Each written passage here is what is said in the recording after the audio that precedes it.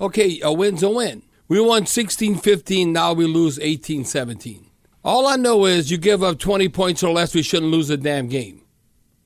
I know we had a 17-point lead with 12 minutes left in the fourth quarter, but I would say, hey, give me 20 points or less, and if the Saints don't win, shame on the offense. I know it's a team sport, but who's in charge? Pete Carmichael, Derek Carr, Jameis Winston, Dennis Allen being the head coach. No, you give up 18 points, you should not lose the game. Now, I know Blake Groupie, it wasn't like, oh, you got to make a monumental kick. It's not like Groupie had to do a miracle. It was a 45-yard field goal. I said, you the hero of the GOAT. You make that kick, and all of a sudden you're perfect on the season, and you miss it, and you fall short.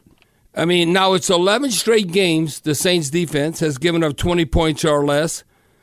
Like I say, you should win. It's a very disappointing loss considering how we thought the game was well in hand and how we thought it was well in hand.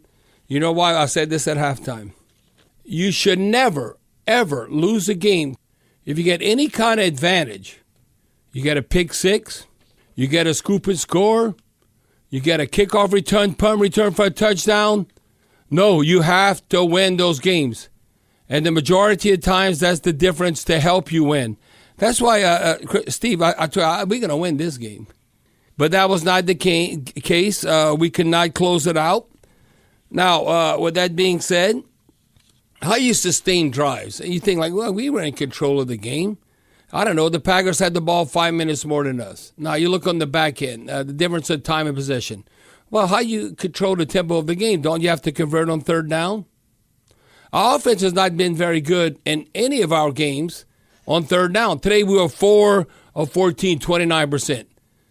That's what our defense has been doing. But guess what? Not today. The Packers were 8 of 18, 44%. So we kind of flipped the script, and that's why they win the time possession and kind of set the tone towards the back end. So that was not good. We still can't run the damn ball. Please, Alvin Kamara, come back. I can't wait to see Alvin Kamara to be in the mix and how we're going to feature him, whether as a pass receiving running back or actually giving him rushing attempts, but averaging 3.5 yards a run. No, that has to be 4+. Say 4.2 or more if we're really getting it done.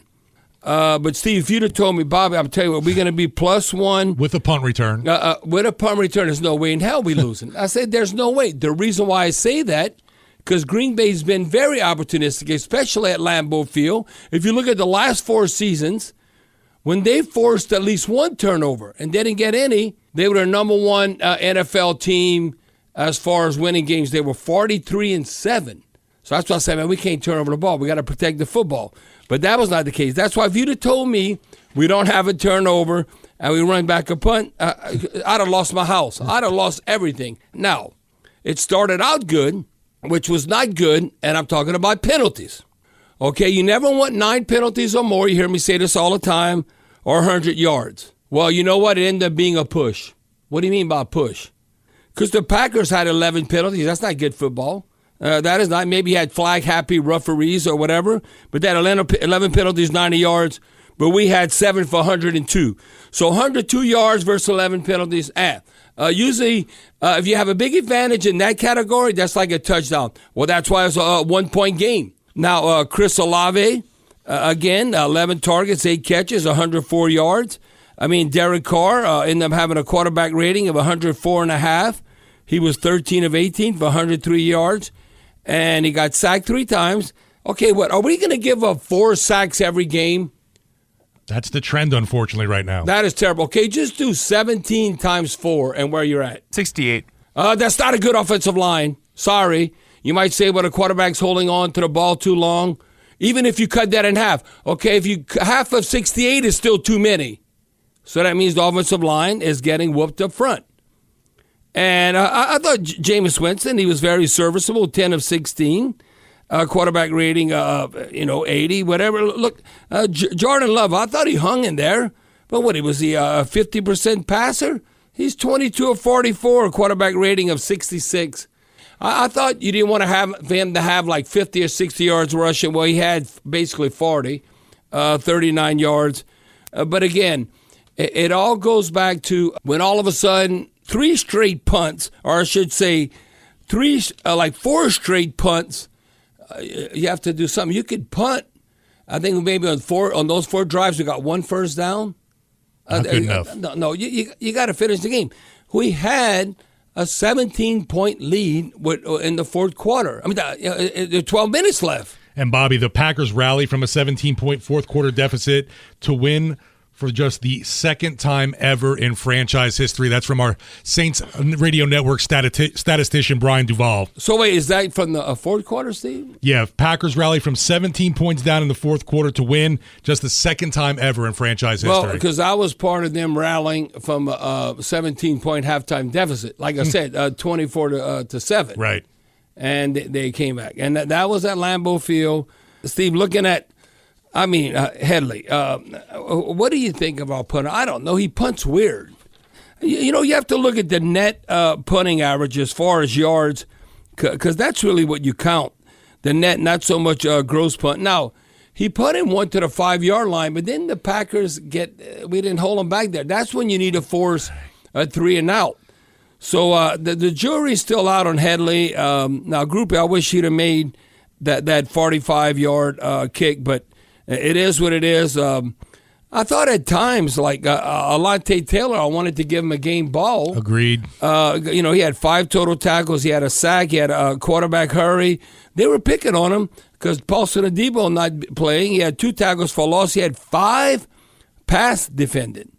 That means they're throwing at him a lot. In one game, to have 5 passes defended, and also, you know who was second with pass defending? Because they're going after him too. It's all the chess match. Yadam, yeah. Isaac, he had 4. So, that's who they were targeting. I thought, like even Lattimore at times, he had 1 pass defended, but they completed a couple of balls against Lattimore. I think he might be more motivated to go against Mike Evans, but he was second on the team with total tackles with 7. So when I look at all that pass rush, Alante Taylor was the only one that had a sack. None of our big guys like Cam Jordan, Carl Granderson, who had a chance to get a sack, and then that was a big run. That was a 20-something yard run by Jordan Love with Nathan Shepard. God, man, they had the right stunt. You just got to make the tackle. Now, outstanding quarterback with his legs can make like a defender maybe miss, and that's what happened with Shepard. But a very disappointing loss, to say the least. Again, Steve, I guess that's why you shouldn't bet or what occurs. But if you did bet, depending on when you betted, I don't know, you took the Saints at 1.5, you still won. But it's an empty feeling from an organizational standpoint because you lost the game. You had a chance to be 3-0. And, Charlie, what is it if you'd have been 3-0 to make the playoffs? 20 of 24 teams over the last 3 or 5 years that started 3-0 and made the playoffs. That's 84%. Oh, 84%. I'd ready to almost have a parade. We going to the postseason. Now, 2-1. Still pretty good. Yeah, still pretty good. But you got to fight on your hands. A 2-for-1. You got Tampa Bay coming to town. And Baker Mayfield. Listen, Steve, I'm not an Eagles fan. Eagles, Eagles. No, but I am tomorrow night. I am tomorrow night against Tampa Bay. We want the NFC South to be perceived as weak. Atlanta lost to Detroit. We lost. Whatever it takes to win the NFC South. And again, you got to sweep it under the rug or learn from your mistakes and evaluate the film, but then you got to flush it. And on to Tampa Bay, you got to take care of business. The only problem is, can Jameis Winston do it?